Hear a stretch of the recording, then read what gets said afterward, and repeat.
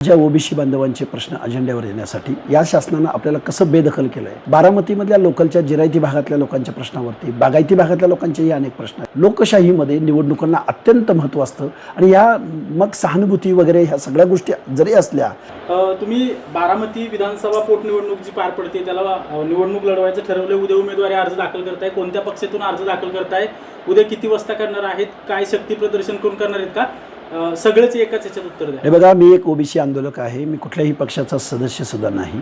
मी निवडणुकीला सामोरं जातोय।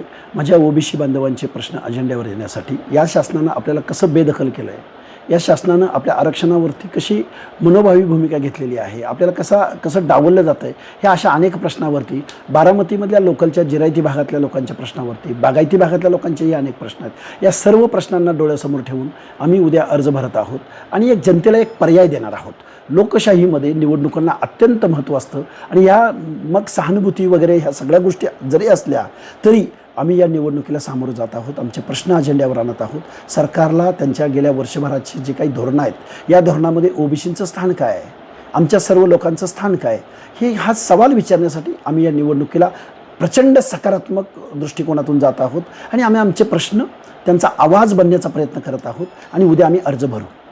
तुम्ही बारामती विधानसभा पोटनिवडणूक जी पार पडते त्याला निवडणूक लढवायचं ठरवले, उद्या उमेदवारी अर्ज दाखल करताय, कोणत्या पक्षातून अर्ज दाखल करताय, उद्या किती वाजता करणार आहेत, काय शक्ती प्रदर्शन करून करणार आहेत का, सगळेच एकाच याच्यात उत्तर द्या। हे बघा, मी एक ओबीसी आंदोलक आहे, मी कुठल्याही पक्षाचा सदस्य सुद्धा नाही।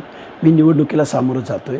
माझ्या ओबीसी बांधवांचे प्रश्न अजेंड्यावर येण्यासाठी या शासनानं आपल्याला कसं बेदखल केलं आहे, या शासनानं आपल्या आरक्षणावरती कशी मनोभावी भूमिका घेतलेली आहे, आपल्याला कसं डावललं जातं आहे, ह्या अशा अनेक प्रश्नावरती, बारामतीमधल्या लोकलच्या जिरायती भागातल्या लोकांच्या प्रश्नावरती, बागायती भागातल्या लोकांचेही अनेक प्रश्न आहेत। या सर्व प्रश्नांना डोळ्यासमोर ठेवून आम्ही उद्या अर्ज भरत आहोत आणि एक जनतेला एक पर्याय देणार आहोत। लोकशाहीमध्ये निवडणुकांना अत्यंत महत्त्व असतं आणि या मग सहानुभूती वगैरे ह्या सगळ्या गोष्टी जरी असल्या तरी आम्ही या निवडणुकीला सामोरं जात आहोत। आमचे प्रश्न अजेंड्यावर आणत आहोत। सरकारला त्यांच्या गेल्या वर्षभराची जी काही धोरणं आहेत, या धोरणामध्ये ओबीसींचं स्थान काय आहे, आमच्या सर्व लोकांचं स्थान काय आहे, हा सवाल विचारण्यासाठी आम्ही या निवडणुकीला प्रचंड सकारात्मक दृष्टिकोनातून जात आहोत आणि आम्ही आमचे प्रश्न त्यांचा आवाज बनण्याचा प्रयत्न करत आहोत आणि उद्या आम्ही अर्ज भरू। महाराष्ट्रातील सर्व बातम्यांचे विश्वासार्ह व्यासपीठ, सकाळच्या सर्व सोशल मीडिया प्लॅटफॉर्मला लाईक, फॉलो आणि सबस्क्राईब करा। तसंच